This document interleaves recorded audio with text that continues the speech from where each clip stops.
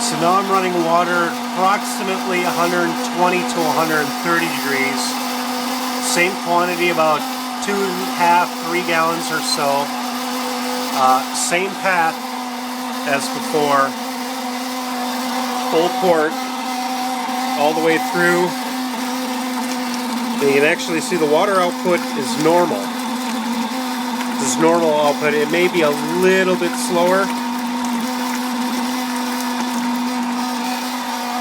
but it's still making noise. Now the rattle is almost taken on more of a squeal. I don't know how well it's going to come through on the video, but this is what happens at anything over 100 degrees.